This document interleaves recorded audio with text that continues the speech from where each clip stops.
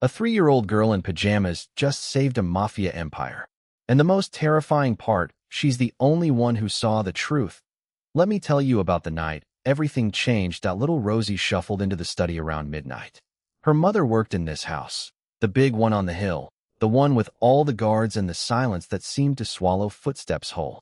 Rosie couldn't sleep, so she wandered. She found her way to the heavy walnut desk where the man who owned everything sat reading papers by lamplight. She whispered something that made his blood freeze. "Sir, there's something under your desk listening to you." The man, Adrian Morelli, froze mid-page. His fingers hung suspended between documents. Then, slowly, he bent down. One knee pressed into the antique rug his grandfather had hauled over from Sicily 40 years ago. The lamp cast a dull amber glow across polished wood, across the edge of the black leather chair, across something small and metallic that absolutely should not have been there. His fingers touched it first. Cold, smooth, placed with care. He slid his palm along the underside of the desk, found it exactly where the child's finger had pointed. A recording device, no bigger than a shirt button, taped with black adhesive so fine it disappeared against the dark graying, angled with surgical precision toward where his voice carried clearest, where every private word he'd spoken in this room for weeks had been captured. Adrian peeled it away. Slowly, like removing something diseased from a body. Rose. Stood still. That stillness in his shoulders. That special stillness a man gets when he understands something but can't yet name it.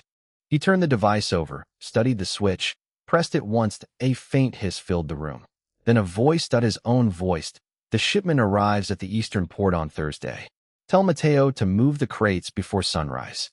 No paperwork, no trace. Then his own laugh. Then Matteo's low reply. The recording played a few more seconds before Adrian silenced it. The room fell quiet again. Somewhere down the long hallway, a clock chimed. The sound felt very far away. Rosie hadn't moved. She stood beside the desk, clutching her pink crayon, enormous dark eyes fixed on him without blinking. Not afraid, only patient. The way small children are patient when they've said something true and are waiting for the adult to catch up. Adrian lowered himself slowly until his eyes were level with hers. "When did you see it, little one?" Rosie tilted her head. Thought carefully before answering. The way she always did when she wanted the words exactly right. "Yesterday, sir. I came to find my crayon, the red one." It rolled under the door. "And what did you see?" "A lady in a red dress. She was kneeling right here." Rosie pointed to the spot beneath the desk, exactly where Adrian's hand had just been. She was very quiet. "She didn't see me." Adrian's jaw tightened. Just once. Then relaxed.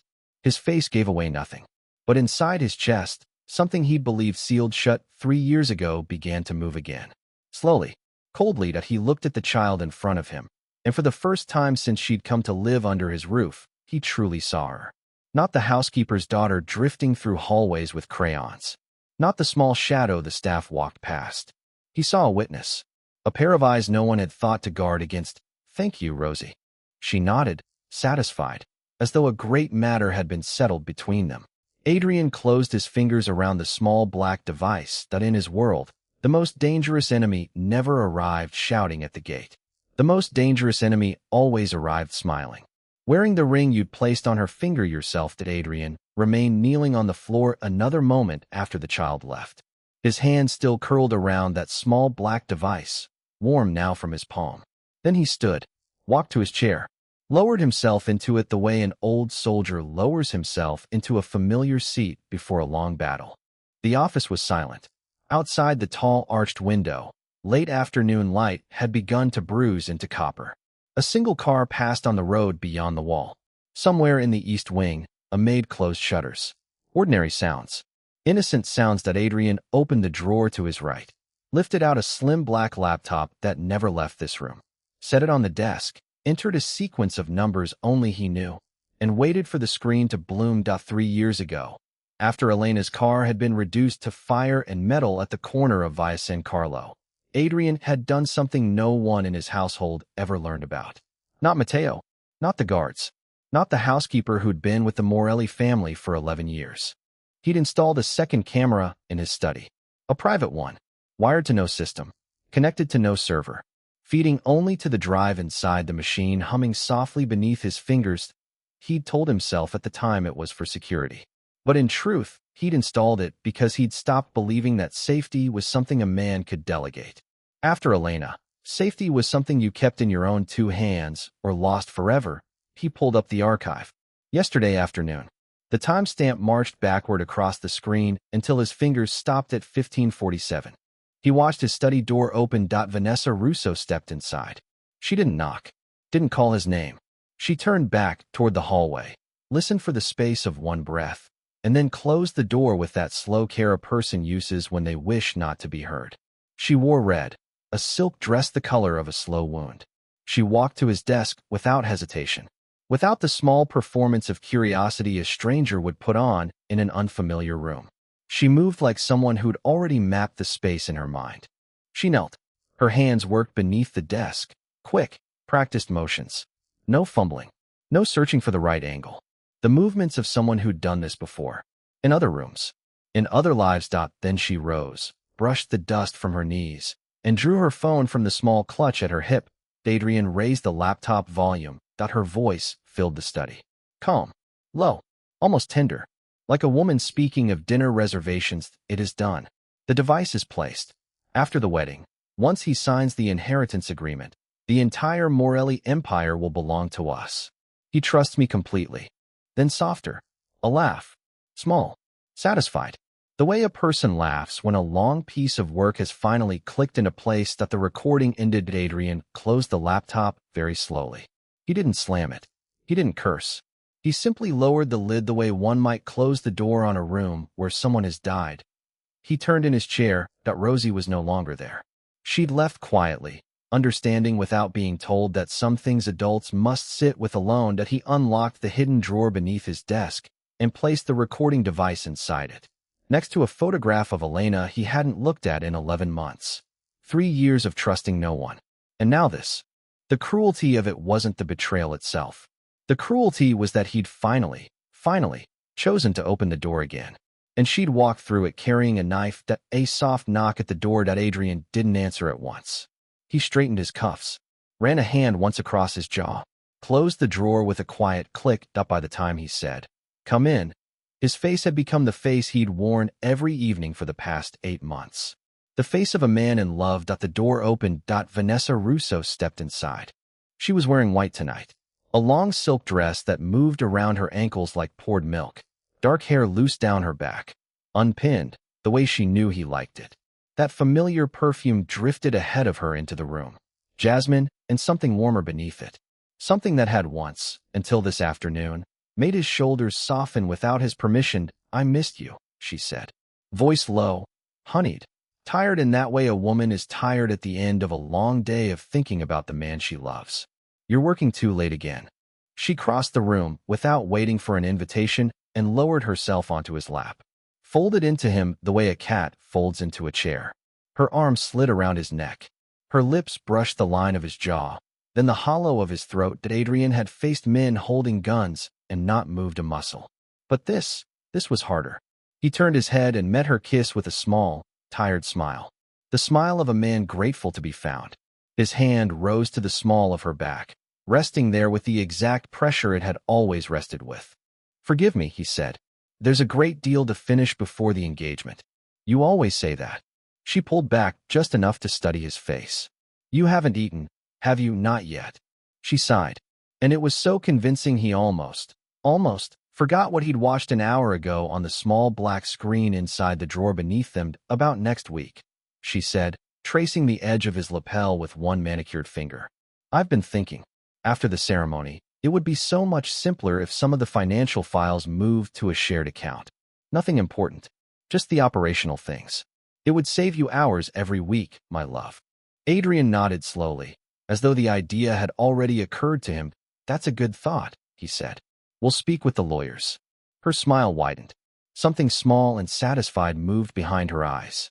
The same small thing he'd heard yesterday afternoon in the tiny speaker of the laptop. That then, for the briefest instant, so brief he might have missed it if he hadn't been waiting for it, her eyes dropped down and to the right, toward the underside of the desk, toward the exact spot where the recording device had been.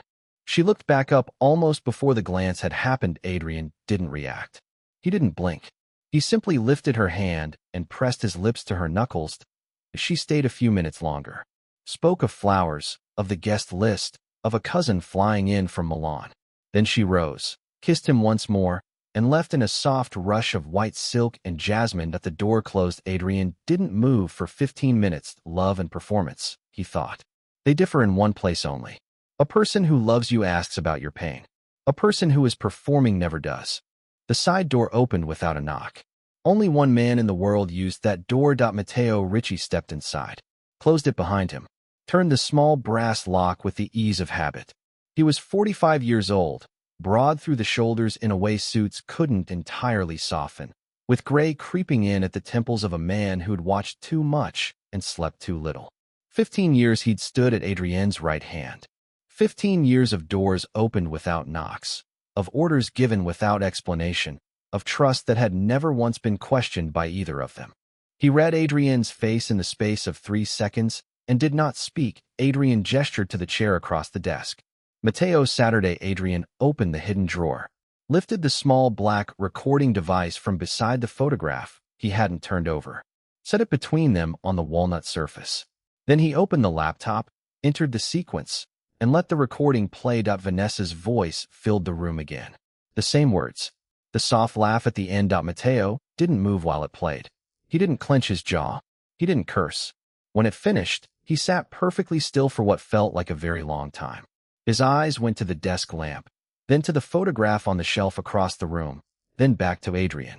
Finally, in a voice quieter than usual, he said, "Elena or Vanessa, which one was the real target from the beginning?" The question landed between them like a stone dropped into deep water. Adrian met his eyes. "That," he said, "is what you're going to find out."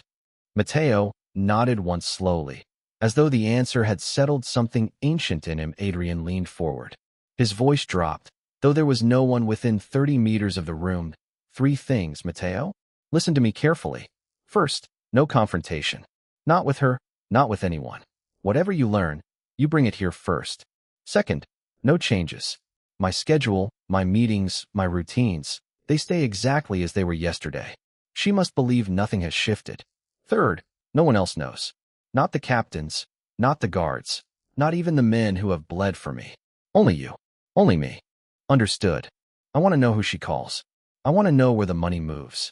Every account, every shell, every wire. And I want to know which of my own men she's spoken to, even the ones who said no. Especially the ones who said no." Matteo didn't answer with words. He rose from the chair, walked 2 steps to the clear floor before the desk, and lowered himself onto one knee. His right hand pressed flat to his chest. His head bowed. It was the old rite, the old Sicilian oath. It hadn't been performed in this house since Adrienne's father died.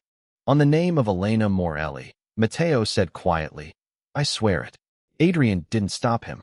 He watched the man who'd stood at his side through burials and wars and long silent winters, and he understood that some vows were older than either of them. "Rise, brother." Matteo rose. Neither of them spoke of it again.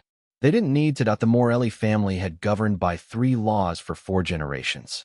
No drugs, no children, no betrayal of the innocent. Everything that would follow in the coming weeks, every silence, every calculation, every ruthless decision, would grow from that single unbroken root.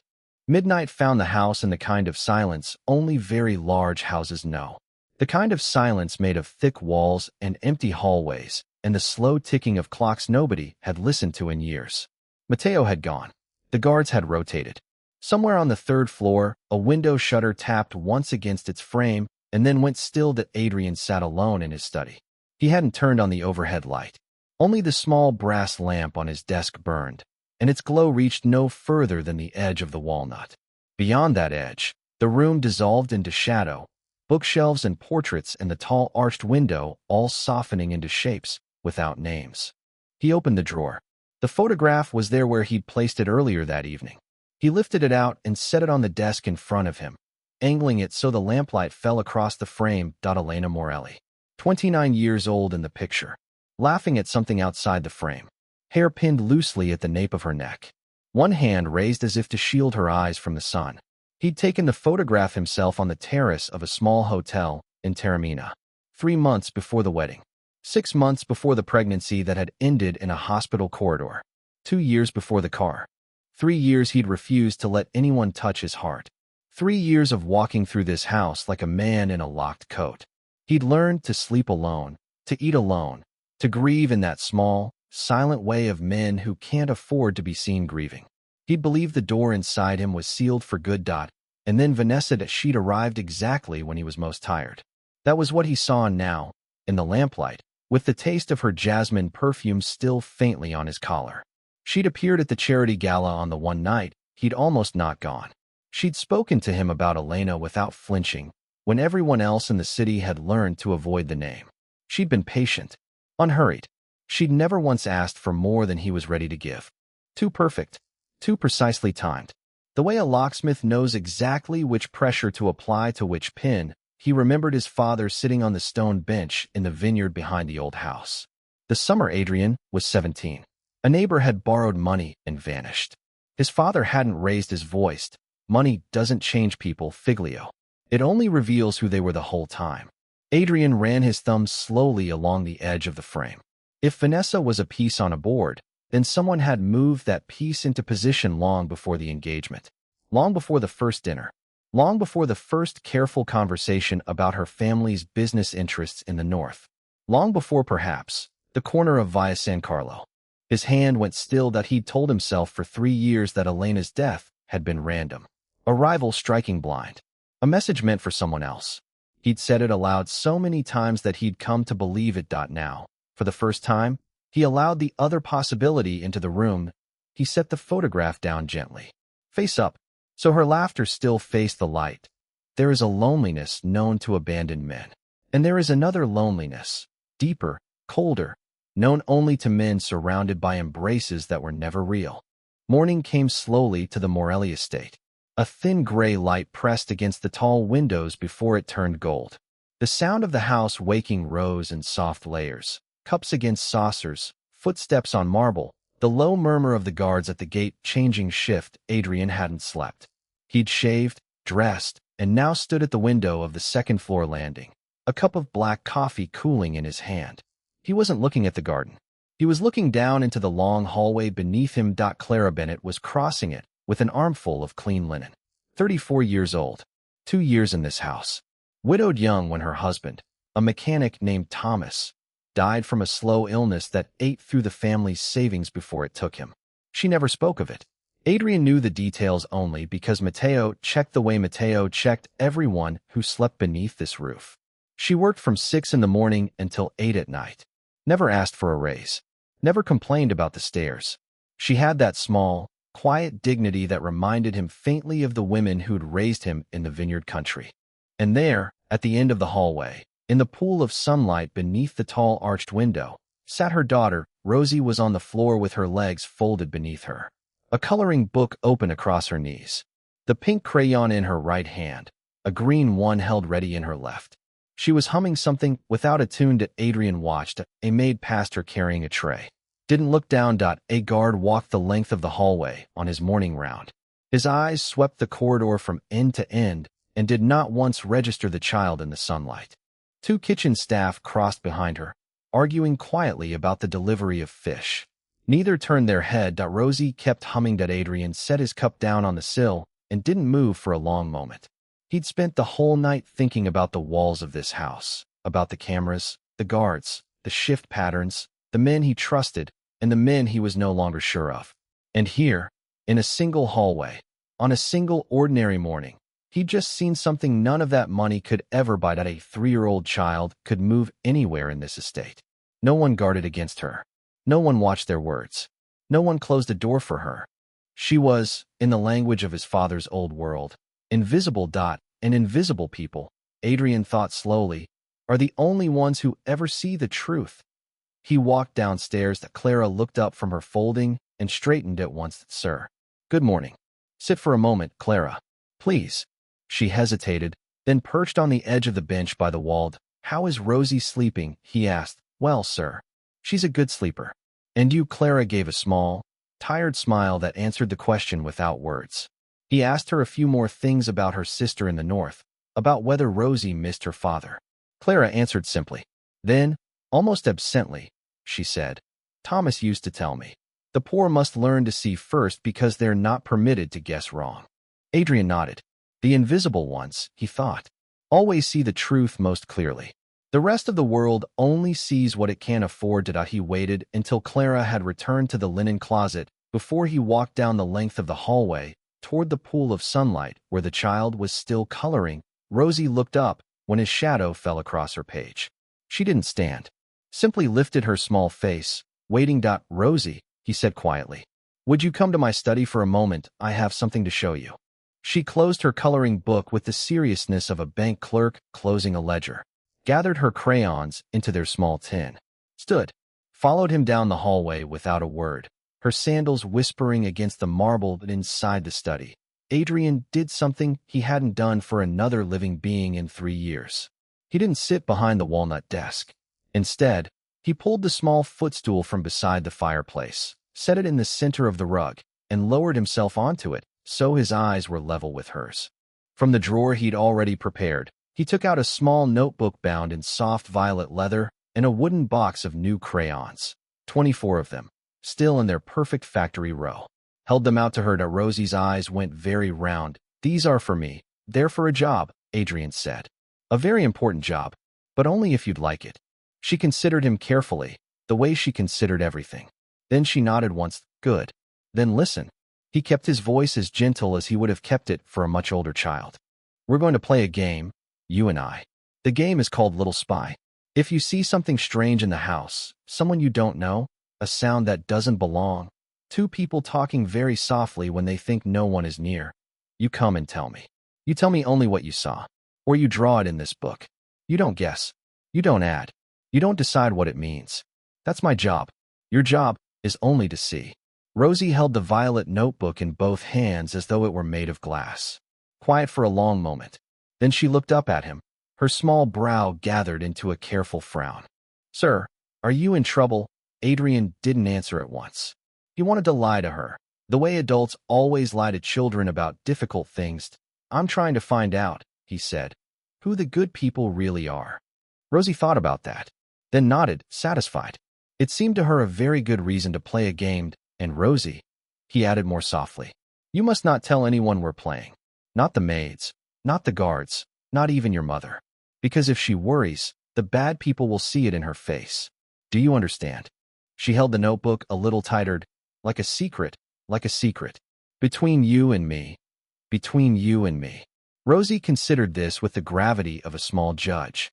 Then she slid the notebook into the front pocket of her pinafore, tucked the box of crayons under her arm, and stood. I will be a good spy, sir. Adrian watched her walk out of the study. Sometimes, he thought, the strongest ally a man ever finds in his life stands no higher than his hip. Late afternoon.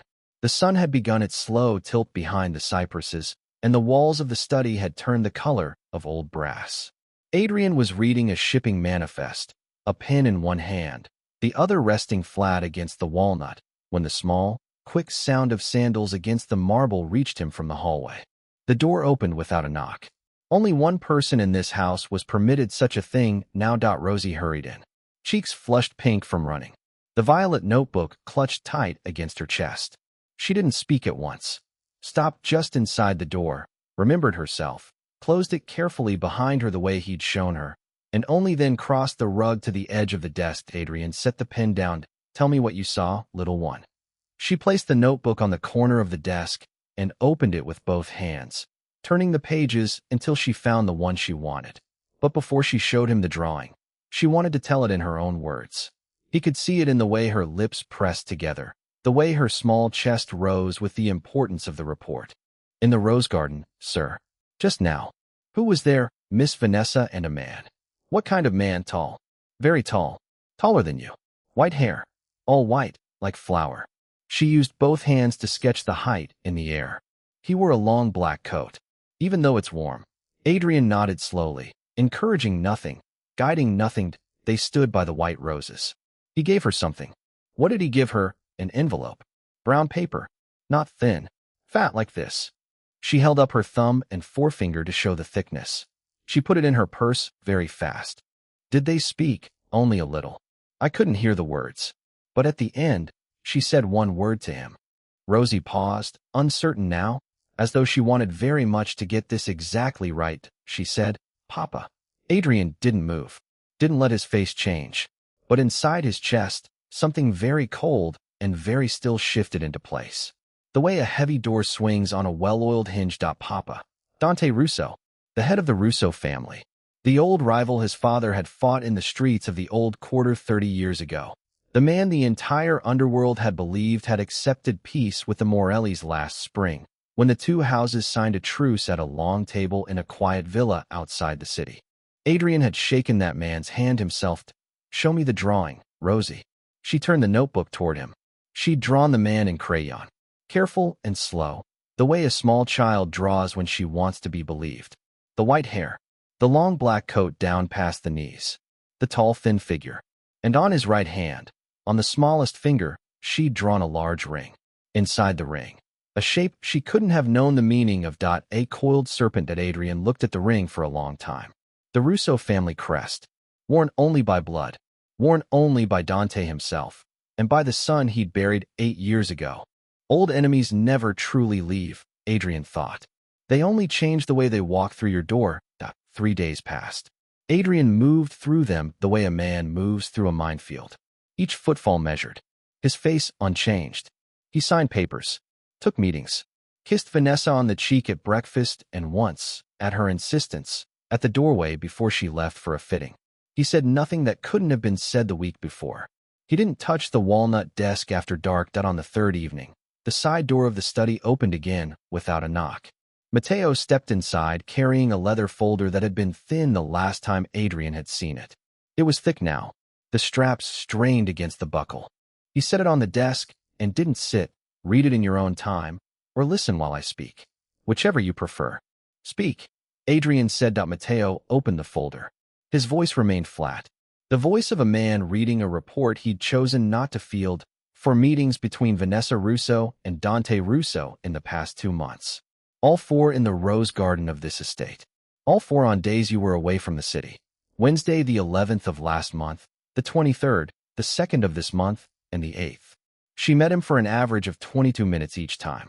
She always arrived from the east door. He always left through the service gate on foot. Adrian didn't move. An offshore account in Cyprus, opened in her mother's maiden name, has received $2 million every month for the past 7 months. The money is routed through 3 shell companies and returns cleaned to a holding firm registered to a nephew of Dante's in Malta. It's his money. He's paying her, or paying through her. Continue. 3 of your mid-level captains have been approached privately by Dante's people. Falcone, Serrano, Vitali. None have agreed. All 3 still believe you don't know. Falcone reported the approach to me last month. I told him to keep quiet and let them keep asking. He's been feeding me their questions. Adrian gave the smallest nod. Matteo didn't go on immediately. He closed the folder, then opened it again to a single sheet at the back. Set that sheet on the desk and turned it so Adrian could read. "There's one more thing. I'd rather not tell you sitting down, so I'm telling you standing." Adrian looked at the sheet. A hotel registry. 6 months. 6 months before the corner of Via San Carlo. 6 months before the fire and the twisted metal and the closed casket at the church on the hill. Vanessa Russo had been in this city, under a different name, staying 2 blocks from the office of Elena's lawyer. Adrian closed his eyes. The room didn't spin. His breath didn't shorten. Nothing so simple as that.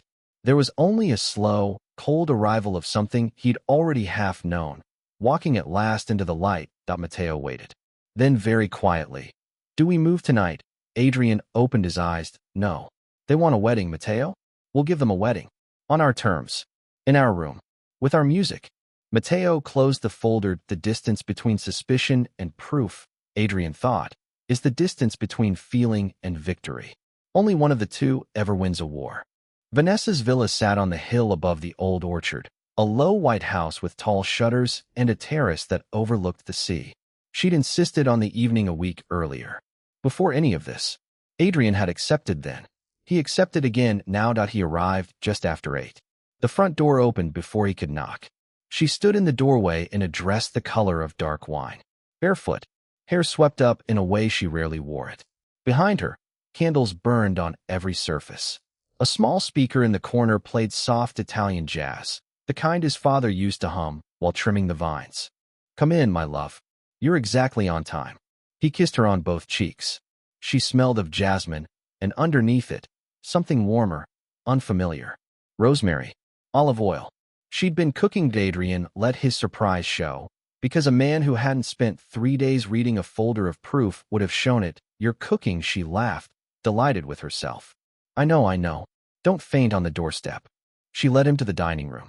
A single long table set for two. Wine already breathing in the decanter. A dish of caponata on the sideboard steaming faintly. Adrian recognized the scent of his mother's recipe. "How did you find this?" he asked. "Your aunt in Palermo." "I called her 3 weeks ago. I told her I wanted to surprise you." He smiled the smile he'd been practicing. "Saturday." Let her pour the wine, raised the glass to her, and drank. If they ate slowly. She talked of Amalfi, of a hotel she'd chosen for the honeymoon, of the small chapel on the cliff where she wanted them to visit. She talked of the wedding flowers, of an aunt flying in from Verona, of a song she wanted played during their first dance. Adrian listened, asked the right questions in the right places, touched her wrist across the table when the moment called for it. Then over the second glass of wine, she set her fork down and leaned slightly forward. "My love, after the wedding, I want us to simplify things. The management structure. It's become too heavy for one man to carry, even a man like you. I'd like to bring in some of my people. A financial advisor I trust. A logistics coordinator. 2 men from my family's operation who could ease the burden on Matteo." Adrian nodded slowly, thoughtfully, as though weighing a genuine proposal. "I've been thinking the same thing," he said. He reached across the table and took her hand. "You always see clearly, Karina." She smiled, and the smile reached everywhere except the corners of her eyes. Then, softer. "Do you trust me, Adrian?" He looked at her, truly looked, for what felt like the first time. The dark eyes he'd once believed were warm. The perfect stillness of her face. The absence of any tremor, any doubt, any small flicker of the guilt a person would feel if they knew what they were doing. "Yes," he said. "I do." She laughed, low and pleased, and lifted her wine glass. That was when he understood the last piece. She didn't see herself as a traitor. In her own mind, this was strategy. This was winning. That was the most dangerous kind of enemy of all. A person who believes they're right while doing something evil is a person you must never wait for to feel regret. At the next day at noon, Adrian stood at the window of his study, watching a gardener trim the hedges along the south wall. The house felt ordinary. A pot clanged in the kitchen. A telephone rang somewhere on the ground floor. Sunlight fell in long yellow bars across the marbled. Then the door burst open. Rosie didn't walk in. She ran, small sandals slapping against the floor, cheeks pale, breath quick. The violet notebook pressed so tight against her chest that her knuckles had gone white. Sir. Adrian turned from the window at once, crossed the room in 3 strides, and knelt in front of her. "Slow down, little one. Breathe first." She tried. Her chest rose and fell twice. Then the words came out in a small tumbled, "The white-haired man. He's upstairs." Adrian's hand, resting lightly on her shoulder, didn't tighten. He kept his voice even. "Upstairs where, Rosie?" "The second floor. The long hallway. The one where the maids don't go. The private wing. Only 2 men in this house were permitted on the second-floor hallway that ran the length of the east side. Adrian and Matteo. Not the guards. Not the staff. Not the accountants. Not even Vanessa had ever set foot in that corridor. Was he alone? No, sir. Miss Vanessa was with him. Where were they standing? In front of the black door. The one with no handle on the outside. The vault room. Adrian's breath went very still, but only inside. On the outside. His face was the same face it had been at the window a moment before. "Did they see you?" Rosie shook her head. "I was behind a tall vase. The blue one with the birds. I was very quiet. Like a spy. Good girl." "What did they say?" She frowned, closing her eyes the way small children do when they're trying to see something again from memory. Her small mouth moved silently. Then she opened her eyes. "I couldn't hear all of it. They spoke very soft. But I heard 3 things. I remembered them so I could tell you." "Tell me exactly." The lady said, "The key to the safe." And later she said, "The engagement night." And the man said, "The ones who won't be coming back." Adrian didn't move for a long moment. "The ones who won't be coming back." He kept his hand steady on her shoulder. Didn't let it tremble, because a 3-year-old should never learn that a grown man can tremble. But inside him, the cold that had settled slowly over the past week arrived at last in its final shape. This wasn't a takeover. This was a slaughter that Dante Russo had walked through the second-floor corridor of the Morelli estate. Past guards who'd said nothing. Past cameras that had recorded nothing. Past every layer of protection that Adrian had built with his own hands. Which meant that at least one man in his own security detail had chosen a side that Adrian straightened. Kissed the top of Rosie's head gently once. Then reached for the intercom on the desk and called for Matteo. But the most dangerous traitor is not the man who hates you. It is the man to whom you once gave a debt he never forgave you for owing him. Matteo arrived within 9 minutes. Didn't speak until the door was closed and locked behind him. Adrian was already standing at the desk. The violet notebook set carefully off to one side. Out of reach of what came next, there's a file, Matteo said. I pulled it from her mail server yesterday. It was encrypted 3 ways. I broke the last layer this morning. He set a slim black flash drive on the walnut and pushed it toward Adrian with 2 fingers that Adrian didn't touch it. Read it to me first. Matteo unfolded a printed sheet from inside his jacket, held it in both hands, the way a man holds a document he wishes didn't exist. Then, in the same flat voice he'd used to deliver the folder 3 nights ago, he read, "It's a list of 5 names, attached to a document titled Engagement Night, Phase 2. Beside each name is a method and a location. All 5 are to be removed within the first 90 minutes after you sign the inheritance agreement." He turned the sheet and set it on the desk before Adrian. Adrian looked down. Read the names slowly. He'd known each of these men for years. Some since boyhood. Falcone, who'd once carried a bullet meant for Adrian's father out of a warehouse on his own back. Serrano, whose wife had baked bread for the Morelli kitchen every Christmas for 15 years. Vitali, old Gennaro, who'd taught Adrian to drive at age 10 in an empty vineyard. And the 5th name on the list, written in the same neat black type as the others, was Matteo Ricci. Adrian raised his eyes. Matteo was watching him quietly. His right hand had gone, without his noticing, to the thin gold ring on his left. He turned it once around his finger. His wife had been dead 8 years. He'd never taken it off. He smiled. Small and dry. An honor, sir, to stand second on the list. The first name must be yours. Adrian shook his head slowly. No, brother. My name is at the top of another page. He turned the sheet over. There was a second document behind it. Shorter, colder, marked Phase 3, Adrian Morelli, honeymoon accident. Method to be finalized on arrival in Amalfi. Coastline road preferred. Vehicle to be arranged locally through R. Matteo said nothing for a long moment. Then quietly. So she wanted the ceremony. She wanted the signature. And she wanted the cliff. Yes. Adrian folded both sheets in half, then in quarters, with the same slow precision he used when folding the tricolor at his father's grave every October. Placed them inside the drawer beneath the desk, on top of the small black recording device, next to the photograph of Elena. Closed the drawer, locked it, then he looked up at Matteo. Let the wedding come. Matteo didn't ask why. He understood already. You won't sign, he said. I'll do far more than not sign. I'll let them believe I've signed. I'll let them raise their glasses. I'll let them walk into the room where they think they'll kill us. And then the room will belong to us.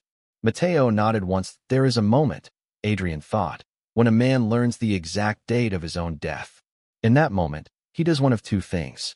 He collapses inside himself, or he becomes the most dangerous person in every room he enters. The choice is never given twice. Evening. Matteo had gone to prepare the first quiet meetings. The lists had been folded away. The doors of the study had been locked and locked again, and Adrian had walked out of that room the way a soldier walks out of a war tent, carrying nothing on his face. He was crossing the long hallway toward the west stairs when he saw her. Rosie was seated on the floor at the far end, near the tall window where the sunset was pouring in the color of ripe apricot. Her legs folded under her.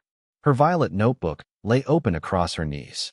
Around her, on the marble, a small ring of crayons in an order only she understood. Adrian slowed, watched her draw for a moment before he approached. She was working on a house, a large house with tall walls and many windows. The windows were yellow, glowing yellow. The kind of yellow that meant the lamps were lit inside and someone was home. In the doorway of the house, she'd drawn 3 figures, a tall man, a woman, a small child holding both their hands. Adrian lowered himself to the marble beside her. She didn't startle, just moved her crayons a little to make room for him. May I see, little one? She turned the notebook toward him. He studied the drawing for a long moment. It's a nice house, he said quietly. It has the lights on. So it does, she nodded, satisfied. Then, without looking up from her page, Sir, my mama says good people always get hurt. Is that true? Adrian didn't answer at once. He watched the small pink crayon move slowly across the page, filling in one more window. He thought of his father. He thought of Elena. He thought of Matteo turning his ring around his finger. He thought of Falcone and Serrano and Vitali and Gennaro, and the list folded in his drawer. Then he said quietly, good people get hurt when they trust the wrong people, Rosie. But when they trust the right ones, they're stronger than all the bad people put together. She thought about this. Her crayon paused above the page, stronger than the man with white hair, stronger than all of them. She nodded slowly, seemed pleased with the answer, the way she was always pleased with answers that fit properly into the small, careful shelves inside her head. She set the pink crayon down, chose the yellow one, and began to color in another window. Then, after a moment, still without looking up, Sir, do you trust me? Adrian turned his head. She lifted her small face at last. Her eyes were enormous in the apricot light. There was no calculation in them, no plan, no small hidden thing waiting behind the question. Just a child on a marble floor at the end of a long day, asking an ordinary question and holding a yellow crayon. Adrian looked at her for what felt like a very long time.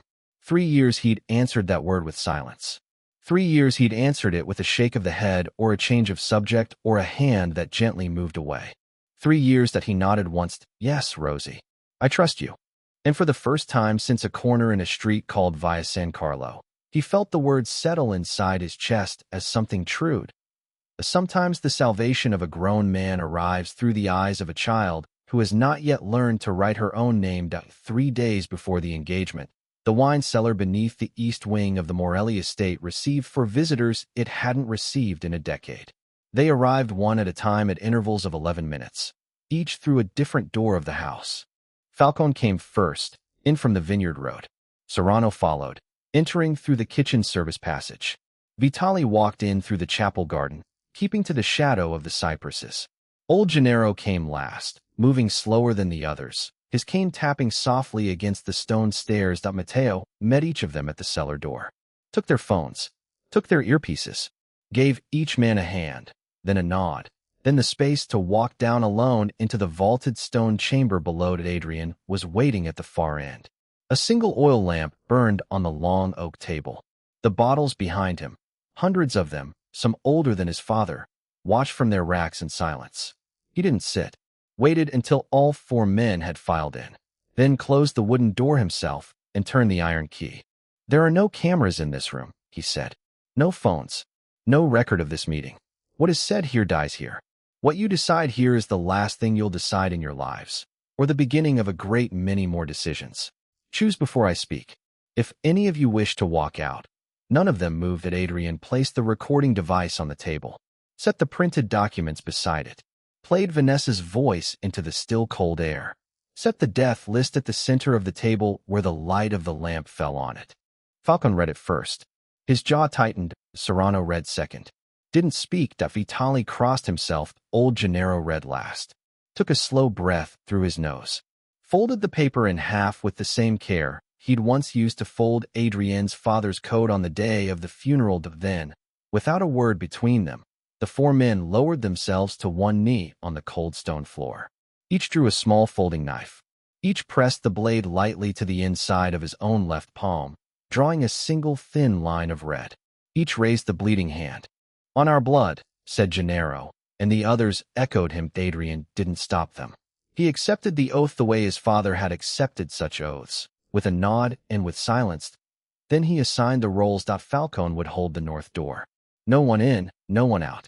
Once the moment came, Serrano would control the projection screen and the speakers of the great hall on Matteo's signal. Vitali would be the man who reached Dante Russo. Gennaro, the oldest and steadiest, would move among the guests, keeping the innocent ones calm and out of the line of fire. Matteo was given the hardest line. 3 of Dante's own men, embedded in the outer security ring, were to be turned before the ceremony. He had a name for each of them. He had a lever for each of them. He would use both. The plan had a name, the mirror. They would reflect back, exactly and without addition, everything the other side had written. When the enemy has already written the script, Adrian thought, the only way to win is to let them perform it. All of it, right up until the very last scene. And then quietly, at the final curtain, change who is playing the ending role. Vanessa began to sense it on the second day. Nothing she could point to. Nothing she could name aloud to her father in the small, careful phone calls she made from the terrace of her villa. Adrian was still perfect. Still kissed the inside of her wrist when she offered it. Still asked about the wedding dress. Still nodded gravely when she showed him the sample of white peonies the florist had sent over. Still touched her hair the way he'd touched it a month ago. And yet, there was a stillness in his eyes now that she didn't remember from before. A quiet that wasn't the old quiet. She'd watched men for many years. She'd learned to read the small shifts in the way they held their shoulders, in the way they set their coffee cup down, in the exact half-second before they laughed. Something in Adrian had moved. She didn't know what. And she didn't like that she didn't know. On the third morning, she drove to the estate unannounced, let herself in through the east door, spoke to no one on her way, climbed the marble stairs, crossed the long hallway, and pushed open the door of the study without knocking. Adrian was at his desk, reading a letter. Looked up without surprise. His face didn't tighten. He set the letter down as though he'd been expecting her for hours. Kara, he smiled. She let her heels click gently on the floor as she crossed the rug. She was halfway to him when her eye caught the movement in the corner of the room. Rosie was seated on the low velvet ottoman by the window, legs folded beneath her, the violet notebook open in her lap, drawing something in slow, careful strokes with the pink crayon. Vanessa stopped only for a fraction of a second, then resumed her walk and lowered her small clutch onto the corner of the desk. She's here often, this little one. Adrian didn't glance at the child. Answered as though it were the most ordinary question in the world. Her mother works. She has no other place to sit. Vanessa turned, lowered herself with slow grace onto the ottoman beside Rosie, angling her body toward the child, letting the soft warmth of her voice fill the space between them. You draw very beautifully, sweetheart. Will you show me? Rosie didn't answer at once. She closed the notebook with both hands. Not quickly, the way a startled child might. Slowly, deliberately. The way a very small clerk closes a very important ledger at the end of the day. Then she lifted her eyes to Adrian. Didn't look at Vanessa. Looked past her, straight to him, and waited. Adrian met the child's gaze for the space of one breath. Then he said gently, She's shy, Kara. Don't trouble yourself. Vanessa smiled. Unhurried. Rose. Smoothed the front of her dress. Said something light about lunch and something lighter still about the color of the peonies. Walked to the door. At the door, she stopped. Turned. For perhaps 4 seconds, she looked back at Rosie quietly without smiling. Then she left. A predator, Adrian thought as the door clicked shut, always recognizes another predator. Even when the other one is 3 years old. That night, just after 10, a soft, frantic knock struck the study door. Adrian opened it himself. Clara stood in the hallway, one hand pressed to her mouth, the other still holding a folded dish towel she'd forgotten to set down. Her face was the color of paper. Sir, forgive me. I wouldn't disturb you so late unless... Come in. She stepped inside. The words came out of her in a small, controlled rush, the way a woman speaks when she's been rehearsing them all the way up the stairs, so she won't weep before she finishes. There was a man at the gate this afternoon. Around 4. Rosie was in the courtyard by the fountain. She was playing with the stones. I was folding sheets in the laundry room, and I didn't see him. Marco at the South Post saw him. He was in a black car. He was taking photographs, sir, of my little girl. Adrian didn't answer at once. Walked past her to the desk, picked up the internal phone, dialed 2 digits. Matteo answered on the first ring. Southgate, Adrian said. This afternoon. Black car. I want the plate. I already ran it, sir. I was coming up to speak with you. The plate is registered to a shipping company in the Port District. The company is a shell. The shell belongs to Marco Vitelli. Marco Vitelli was one of Dante Russo's inner drivers. Adrian set the phone down slowly. Turned to Clara. She hadn't moved from where he'd left her. Her eyes had gone from paper to something worse. Clara, sit down. Sir, is my daughter. Your daughter is safe. She will remain safe. Sit down, please. She sat only because he'd asked. Adrian crossed to the side wall of the study and pressed a small carved rose in the wooden panel. A door that no visitor to this house had ever noticed swung inward, revealing a room. It wasn't a large room. Had a bed, a bathroom, a small kitchen, a shelf of books. The walls were reinforced. The single window was armored glass. The lights were already on because the room was checked and dusted and prepared every week without fail. He'd built the room 3 years ago. He'd built it for Elena. He'd never brought another person to it. Until tonight. You and Rosie will sleep here from tonight until the engagement is over. Matteo will double the inner ring of guards. Only he and I know how the panel opens. Bring her now. Take whatever you need. The rest we'll send for. Clara looked at the room. Looked at Adrian. Her mouth moved once without sound. Adrian sat down opposite her. Did something he hadn't done with any staff member since he'd inherited this house. Took her hand. Clara, listen to me. Your daughter is helping me save this entire family. Everything I have, everything my father built, everything my grandfather bled for. From tonight, she is under my protection, as if she were my own blood. And so are you. Clara didn't cry the way frightened women cry. She cried the way a woman cries when, after many years of no one seeing her, someone finally does, silent, steady, her shoulders very still, her tears falling one by one onto the back of the hand that was holding hers. There are nights, Adrian thought, that decide who is family. Not blood, not name, but who stands in front of your child when the bullets begin to fly. The night before the engagement, Adrian sat alone in the study. He'd turned off every light except the small brass lamp on the desk. The great house had gone quiet in the deep way it went quiet only after midnight, when even the guards spoke in soft murmurs and the clock in the front hall let its ticking be heard on the walnut in front of him. He'd laid 4 things on the desk. The small black recording device, retrieved from the drawer. The violet notebook, thick now with drawings, open to no particular page. The leather folder from Matteo, closed, its buckle worn from being reopened so many times. And the photograph of Elena, angled toward the lamp, her laughter still facing the light. For objects. For witnesses. For things that had brought him to the edge of tomorrow. He didn't touch any of them. He simply looked. The way a man looks at his tools the night before the work begins. The door opened. He didn't lift his head at first because he already knew. Only one person in this house crossed a threshold without a sound. Rosie came in wearing a small white nightgown. Hair braided by Clara for sleep. Bare feet against the marble. She should have been sleeping in the safe room. She was not. She held something behind her back as she walked to the desk and stopped in front of him. Lifted her chin. I came to bring you something, sir. She drew from behind her back a folded piece of paper. Placed it in his palm. Adrian unfolded it slowly. She'd drawn a house again. The same large house with the yellow windows lit from within. In the doorway, she'd drawn 4 figures standing close together. Adrian in the middle, taller than the others. Matteo on his right side, shoulders broad. A small cane detail because Rosie had once seen Matteo lean on the balcony rail and mistaken it for a cane. Clara on Adrian's left, her hair down. And Rosie herself at the very front, holding Adrian's hand with one small stick figure hand. On the other side of the page, quite separate, she'd drawn 2 more figures, a tall man with white hair, a woman in a red dress. And in front of them, a set of vertical lines. Dark and firm. Prison bars. Adrian looked at the drawing for a long time. Then he set it down gently on the desk and reached out. Drew the child to him and held her. It wasn't a large embrace. He simply lowered his forehead against the top of her small braided head.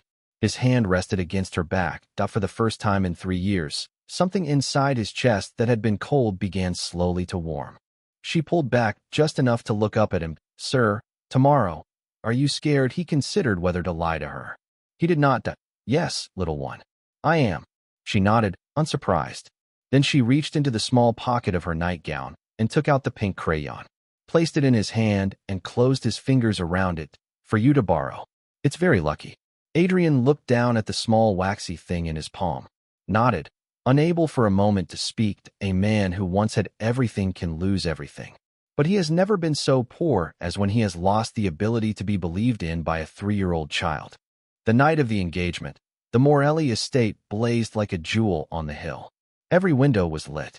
400 guests filled the great hall, the terraces, the marble staircase spilling out onto the gardens where waiters carried trays of crystal. Every family that mattered in the city had come.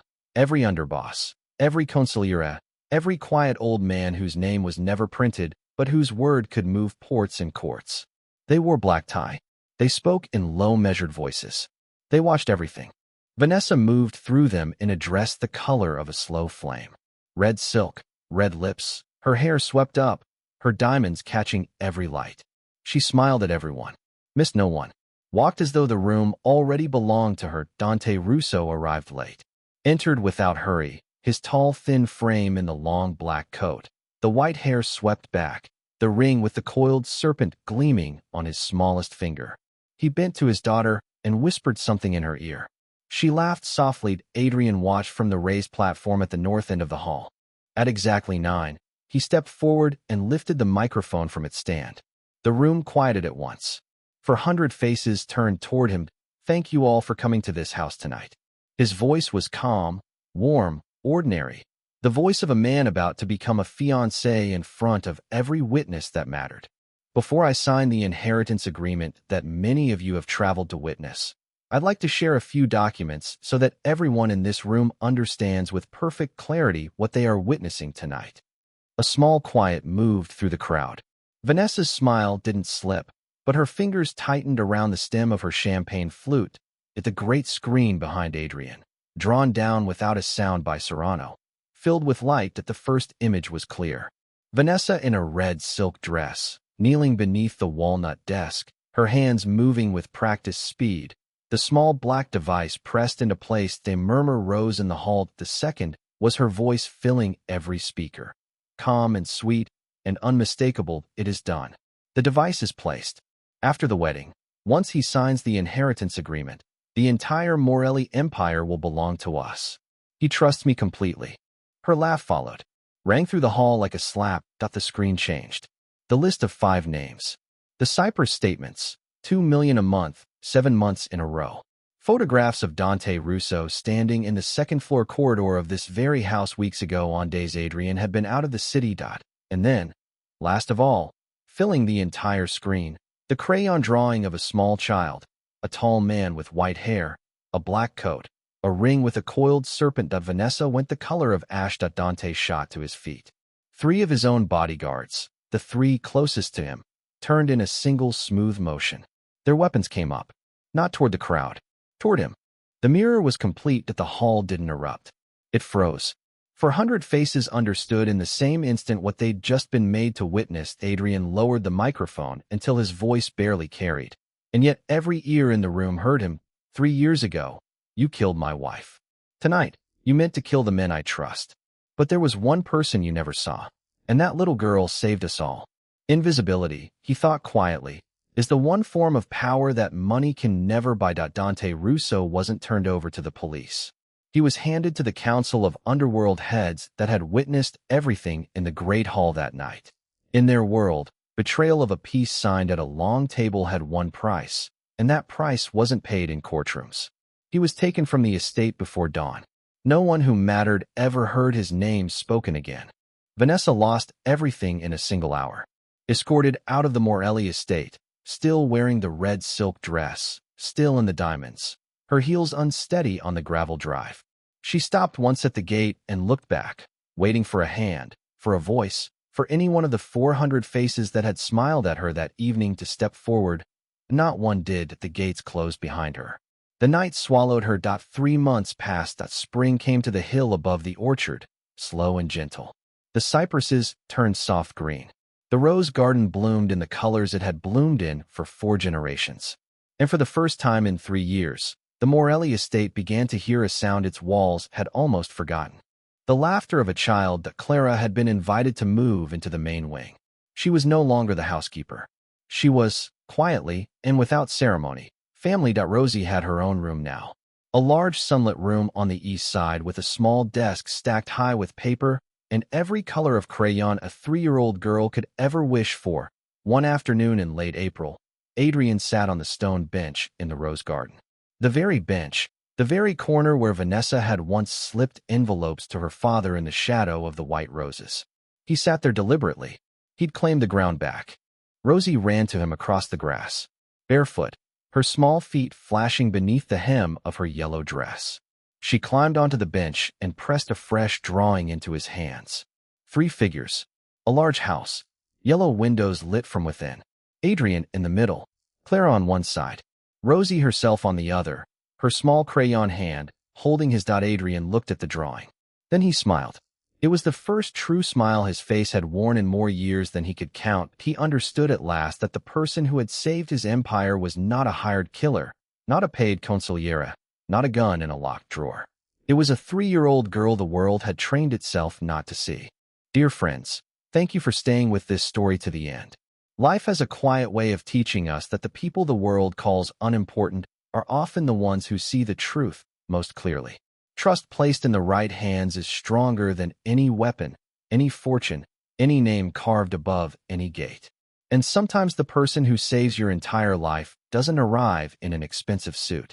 Sometimes they arrive with a pink crayon in their hand. Now, we'd love to hear from you. Have you ever been saved by someone the world called unimportant? In your own life, who is the invisible person who saw what everyone else missed? Do you believe family is built by blood or by loyalty? Please share your story in the comments below and tell us where in the world you're watching from tonight. If this story touched your heart, please tap the like button, share it with someone you love, and subscribe to our channel so you won't miss the stories still to come. Every subscription is a quiet vote that helps us keep telling stories that mattered. We wish you and your family peace, good health, and joy in every ordinary day. And may you always have loyal eyes beside you, even if those eyes are only 3 years old. Until then, take care of yourself, take care of the people you love, and we'll see you in the next story.